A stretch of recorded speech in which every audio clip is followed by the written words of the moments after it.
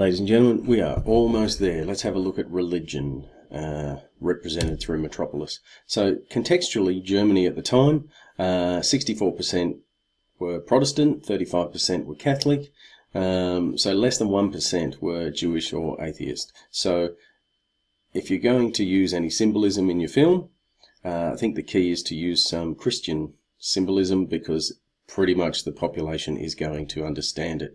Contextually, Fritz Lang, his mother was Jewish, his father was a Roman Catholic. He was brought up a very strict Catholic.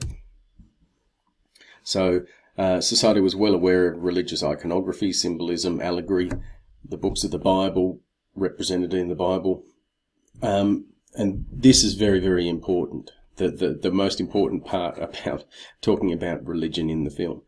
Fritz Lang was able to represent a lot more and to say a lot more with just an image, a symbol, or a picture in a silent film because of the audience's knowledge of the religious and Christian context.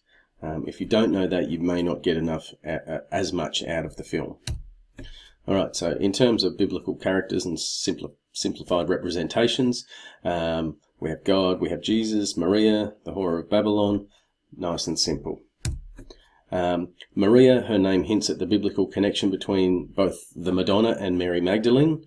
So there's a double look at there at lovely, good Christian Marias, and certainly in terms of the Catholic religion, the Madonna is a big deal. She also has the halo of light around her in the catacombs we've talked about previously, and lots of symbols of preaching and peace.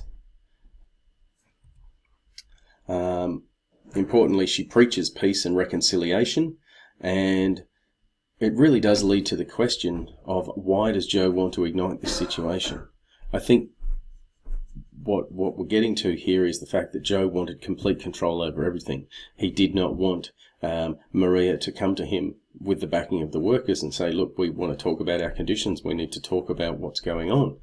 He wanted complete control, thus representing the patriarchy, but also the industrialized owners of the economy. The Eternal Gardens alludes to the Garden of Eden, represents a place of goodness, nature, and perfection. You can see that by the way the ladies are dressed. There's peacocks and fountains, and it was created by the fathers to show how much the fathers love their children.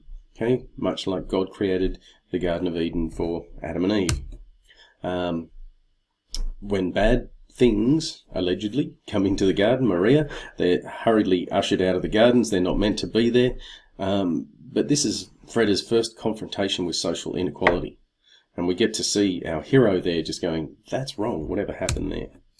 Okay, Moloch, as we've spoken about in the Moloch scene, tells a story of sacrifice and servitude. He is a heartless ruler.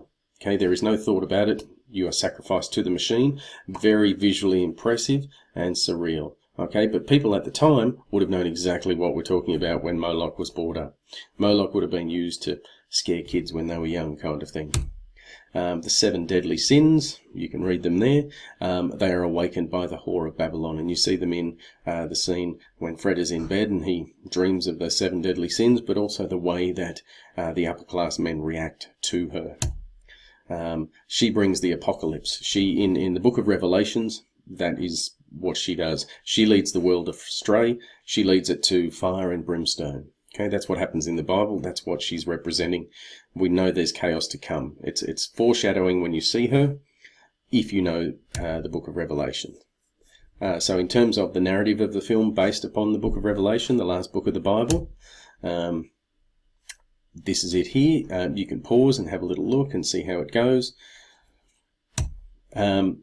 Then we have the new Tower of Babel, which is where Joe Friederson, lives, and his office is. It's a symbol of power, but also of control and division of people, and it reflects the story that Maria tells within the catacombs. And if you know the Bible story, basically a whole lot of people get together and they're building a tower because they want to be as good as God, and God gets jealous, because why not, and gives everyone different languages so they can't communicate, and it's a symbol of the division of people and why we have different languages, apparently.